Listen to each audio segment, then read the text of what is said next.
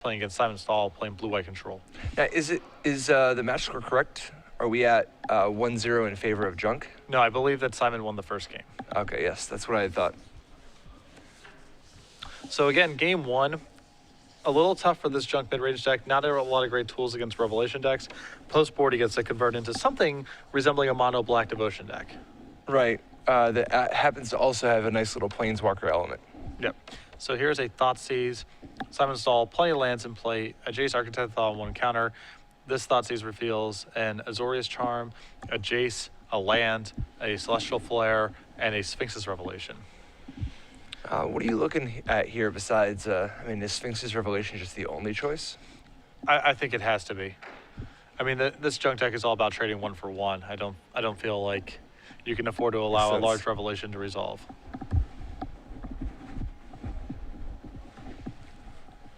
So that Thoughtseize successfully takes the Revelation, although Simon's still with a backup source of card advantage with that Jace in his hand.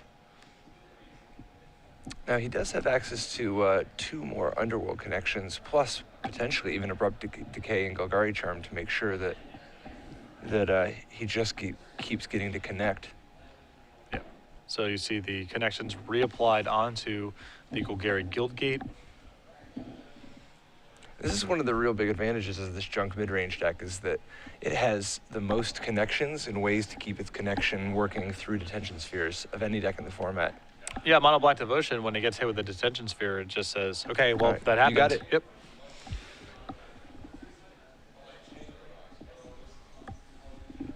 All right. A hit with a Mutavault from Simon, dropping Ryan down to 11. I like it. I mean, if you can't stop him from connecting, at least you can give him the business. Yep. Tax his life total a little bit. Here's a detention sphere that Simon drew. Take care of the connections again. And it looks like Simon's also found another Sphinx's Revelation too. Real big.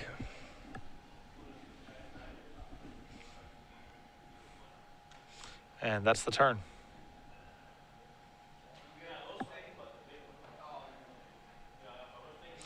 Ryan rather draws a 5th land as a forest. It appears that he does have an Obsidian in his hand he can just deploy this turn. It's not bad. Simon's deck not flush with a lot of answers. Yeah, I mean, Last Breath and Detention Sphere and Supreme Verdict are not exactly going to do it. Oh. So there is an Obsidian. That's going to trigger. And Ryan phases it out.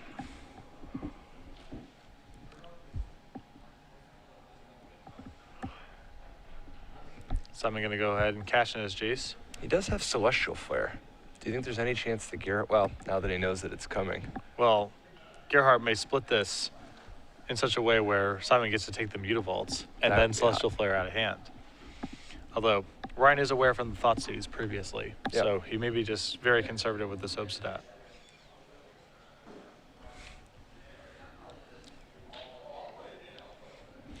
Yeah, you don't always see the life gain matter that much against blue-white control, but this might actually be one of those games. With Gerhart having access to 3 connections and lots of ways to keep getting him back, he's going to be necroing, so to speak, much harder than usual. Yep. So Gerhart splits Celestial Flare versus the 2 Mutavaults. Simon takes the 2 Mutavaults and sends the turn back. Obsidian returns. And that's actually a pretty solid amount of beatdown. I mean, 3 Mutavaults is, that's no joke. That's a lot of attackers. Especially when Ryan's life total is already going to be taxed just through the connections as well. Exactly.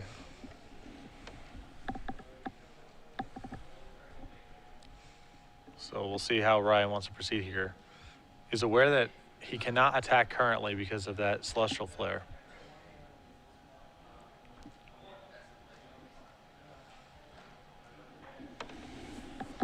All right, there's a Golgari Charm on the connections. Simon says that's fine. Connections return. It's on the forest. Ryan's going to draw a card.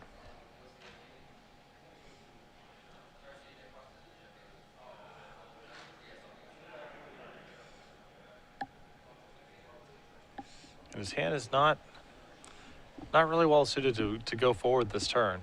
A Hero's Downfall, 2 Underworld connections into Palakranos. Here's a big rev. That's for 5.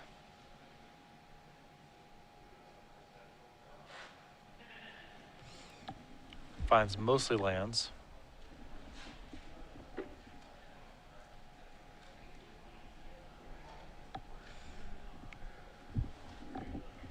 So Simon going to start at the turn, it looks like, by resolving a Jace.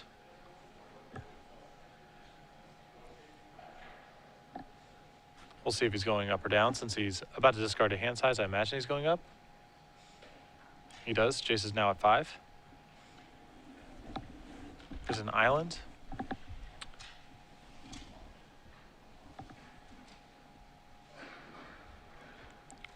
And Simon moves to discard, throws away an island.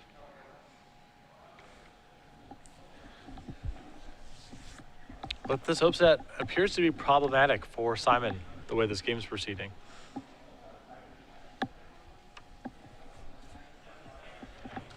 Ryan draws a Thoughtseize.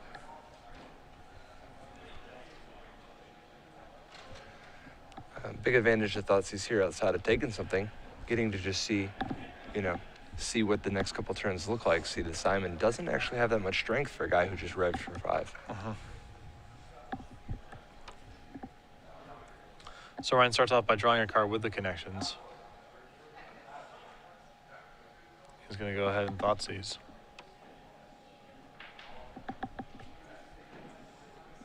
Simon pulls the rev forward. I wonder if he's considering revving for 2 here.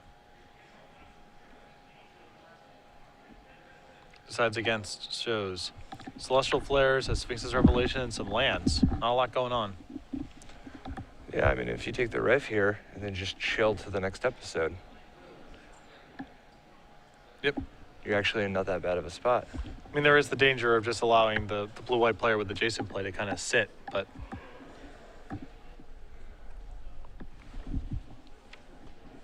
Supreme Verdict also amongst the cards that are revealed here. Have to imagine this is Revelations. Yeah. I mean, what's the 3rd Celestial Flare even doing for him? Yeah. It does mean the Gerhart needs to race through his deck and find a way to interact with that Jace. Well, I think he may have Hero's Downfall in hand, in which case this is very easy. Oh, yeah. And there goes the Revelations.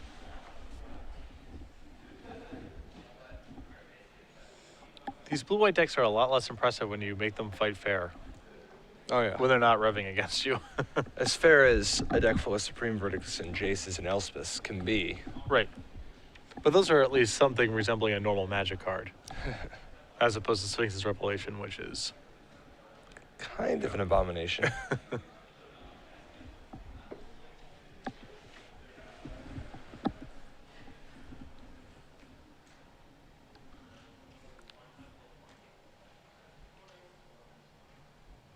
Oh, gonna go with Palkranos instead. Interesting.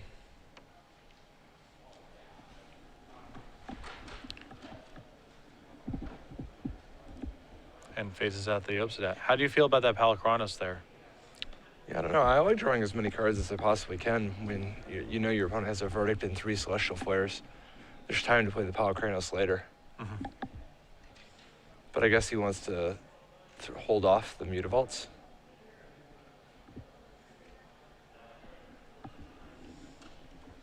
So, Simon just plus his Jace. He drew Revelations this turn. Oh, wow. That's a game changer.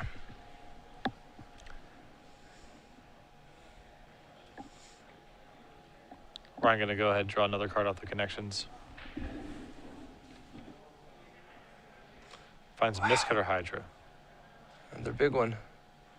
But 3 Celestial Flares mean that Mistcutter Hydra is going to have to be part of a long-term plan. Yeah, Simon has definitely come prepared for these Obsidian and Mistcutter Hydra type of threats. Yeah, 4 Celestial Flares is not messing around.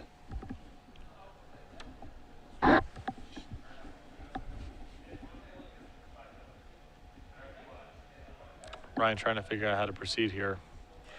Knows he can't really attack effectively right now.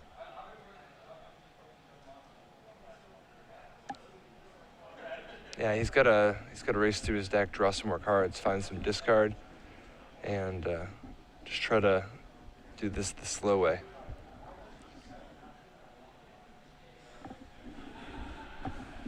There's another connections. Trying to find some way to power through all this removal. Yeah, I mean, Hero's Downfall would be good. Discard is a start. Planeswalker would be fine.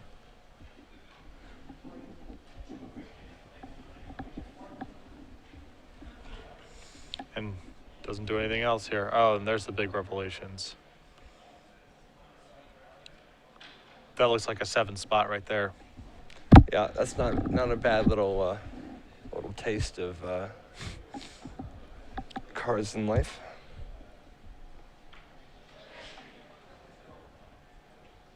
Looks like he has found an Aetherling amongst his cards. An Aetherling and about half a dozen land.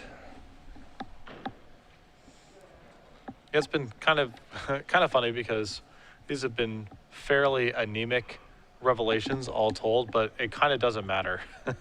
Yeah, I mean, not losing the next 12 draw phases combined with having more than double the life total.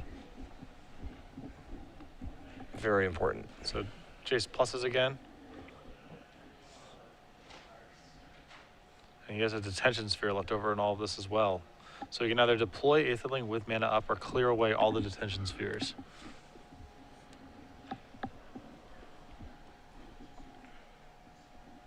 Yep, it's too early for Aetherling, as that would leave him without the ability to Celestial Flare.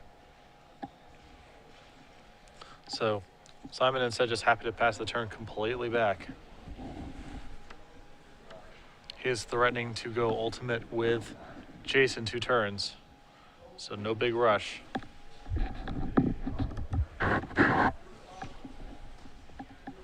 No big rush. No big rush for Simon. I mean, Yeah. Gerhart's looking at He's got to get something going. he's got about 2 turns before stuff is like real bad. And part of the issue is here is Gerhart really hasn't been able to chain together 2 relevant spells in a turn. No, it's been tough. I mean, he's drawing cards, but his Underworld connections have been only slightly better than the Sphinx's Revelations in terms of the average quality. The Hero's Downfall, though, was huge. I mean, that's what the doctor ordered right there. Activates connections twice, finds a Hero's Downfall on a land.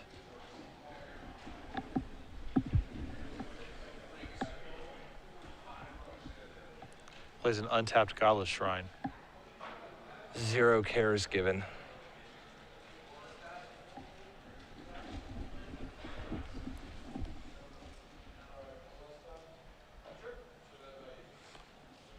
Tap straight, looks like we're going to be moving for a Hero's Downfall on this Jace.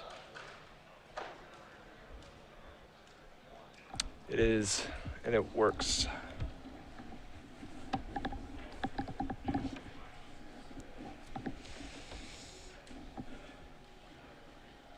But again, no big follow-up, no chaining together of multiple relevant spells.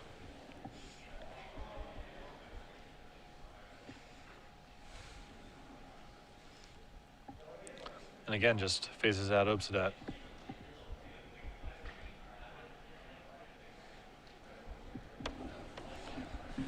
So Simon starts off the action here, Detention Sphere. That's going to take care of these connections.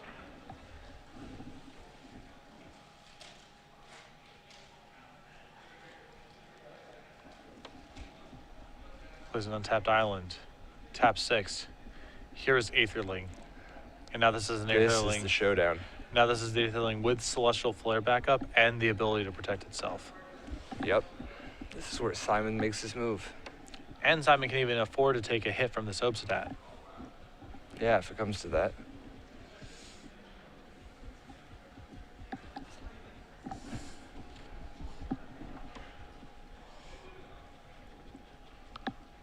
So how to proceed from here? I mean, it doesn't even appear like he has a way to blow up this detention sphere. What he does have is Mistcutter Hydra. How does that factor in? He can try to piece together, he can try to just say, okay, Here comes Biscar Hydra, attack with both. You only have enough mana, Celestial Flare 1. Absolutely.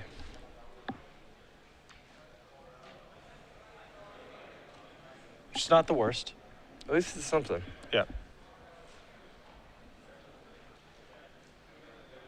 But again, Simon's life total is so high at this point. I think Ryan was contemplating there potentially trying to Hero's Downfall to phase the Aetherling out to sides against. Draws an Abrupt Decay, which is not shabby here. At least it hits the detention sphere uncounterable in its speed and gives you a lot more connecting. Now, if Ryan attacks here, do you actually flare if you're Simon? Leave yourself open to the double downfall?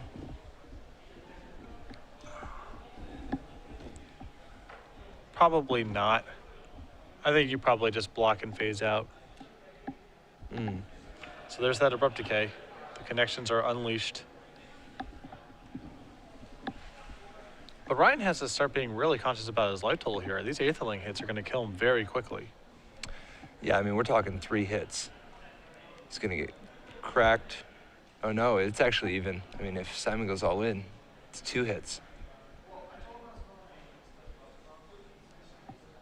Now, he does have some Hero's Downfalls to fog some attacks. He's got a little bit to play with, but... Yeah, a single Hero's Downfall actually buys him 2 attacks because of the life gain from Obsidian. So Ryan finds... Or did, before this connecting took its toll on him. Also, keep in mind, Simon has access to quite a few Mutavaults as well. Oh, yeah.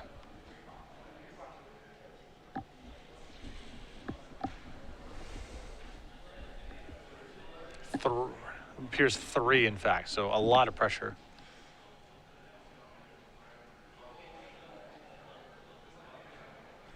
Is this the defensive Muscular Hydra?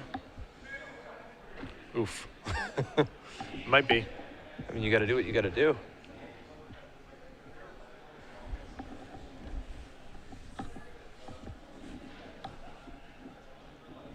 Again, multiple consecutive turns of Ryan not being able to piece together 2 spells that matter.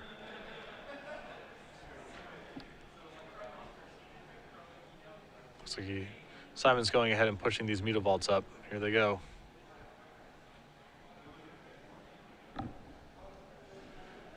Here is an attack for 10. We'll see if Simon wants to pump to try to force this to be lethal. Oh, surely he must.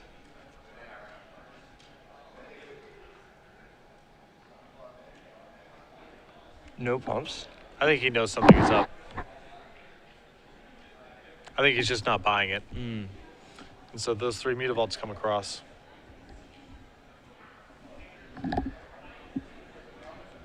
There's a Temple post-combat. Wow, a dissolve on top is just what he wanted to see. Yep.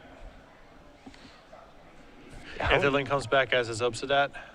Ryan moves up to 7. how many games do you see somebody have an Obsidian and play for 10 turns, have access to all the connections they want, and still not be able to power through?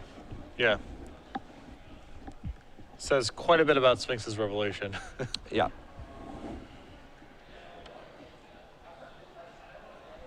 I mean, this Obsidian landed so many turns ago on an empty board.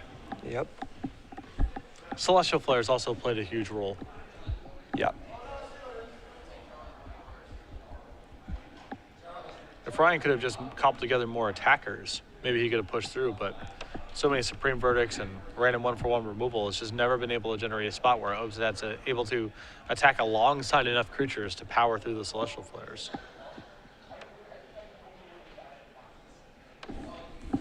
And Ryan's hand just has nothing really going on. No.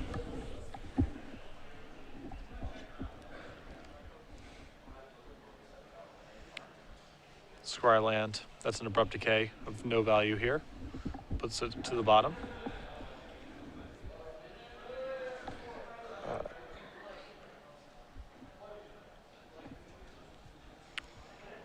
Without a element, possibility of fogging the Aetherling, this is game right here, right? Yeah, I mean, he has to play another connections and spin his wheels again. But even then, he won't have enough blockers for the Yeah. the 3 Mutavaults. And I Oh. guess in theory, does he have enough mana to connections, draw a card, draw an answer to Aetherwing, and still have an answer to and cast out 1/1 Mistcutter Hydra to chump with, and leave the opposite dot in play, so that he drops to 2. Potentially, but these are desperate times.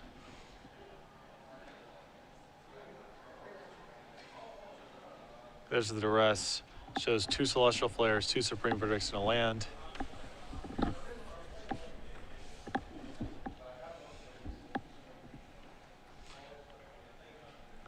I think we might be at the end of the road for Ryan Gerhart. Yep. Hell of a run this weekend, but Simon Stahl might just be too strong today. And this, to me, feels like the one matchup that Junk would really like to avoid. Oh yeah. Post-board, there's a recipe at least, but even still, the blue-white deck is just so efficient. Not trying to mix and match together pieces. Alright. Hopes that faces out. We do.